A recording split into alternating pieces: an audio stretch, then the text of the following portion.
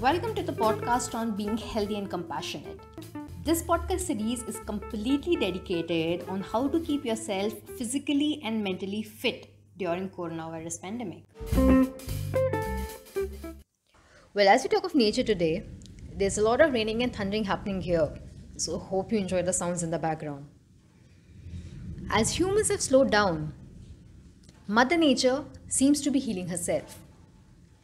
Positive news is coming from all around the world as the humans are in lockdown and animals on a wild spree. Take an example of Venice in Italy. The water in the canals have become crystal clear. It had not sparkled this much in the last 60 years as much it did in 6 days of quarantine. As there are no boats to traffic around the lakes of Venice, precious white swans have been frequenting the canals, which were once their rightful place.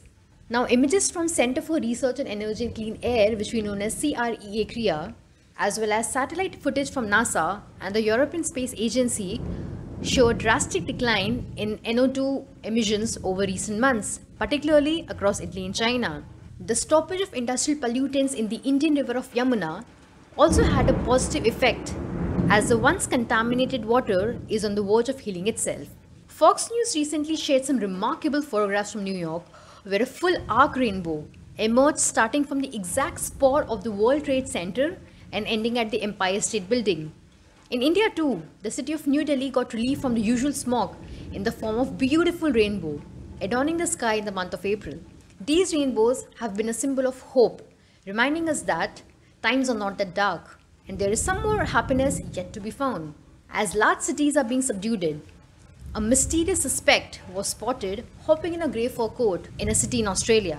The prime busy road, which was once full of bustling cars, was tenanted by this ingenious kangaroo. Deers, coyotes and bears have started to amble the Yosemite National Park in California, as there are no humans to intervene.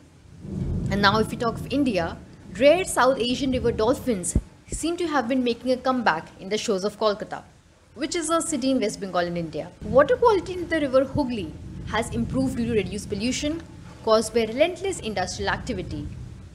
Environmentalists and wildlife photographers have allegedly spotted the endangered mammals in areas like Babughat and in the city outskirts.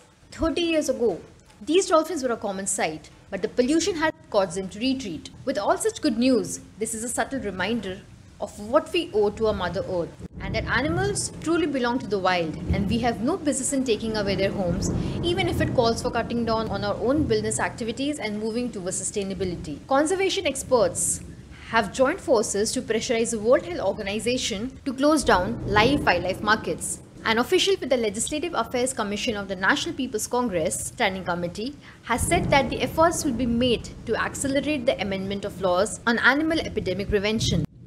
Wildlife trade and consumption are expected to be a priority in the amendment. CNN covered a beautiful article where they showcase how the people in Punjab, a North Indian state, can now see the Himalayan mountain ranges as air pollution fell drastically after decades. Breathtaking range is now deserted, leaving it for the magnificent animals of the range to roam freely as Mount Everest has been closed. Recently I was going to an article in India Today where they mentioned that the ozone layer has healed itself, but not as a result of the lockdown, but because of unusual atmospheric conditions in the Arctic. According to the scientists, it has been driven by an unusually strong and long-lived polar vortex, the high-altitude currents that brings cold air to the polar regions. Yes, that's true. The unprecedented 2020 Northern Hemisphere ozone hole has come to an end, again reminding us that there is hope for recovery. As we battle through these dark times, we should acknowledge the positives that has been going on, because everything has a silver lining.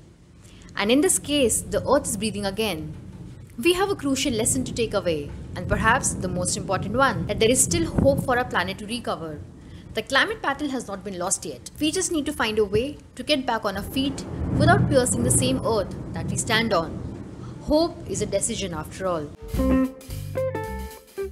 Thank you for tuning into this episode, guys. If you want more of it, please subscribe to my channel on iTunes, Spotify, Gaana.com, or any other podcast platforms that you know. For more queries, please send an email at beingheco@gmail.com.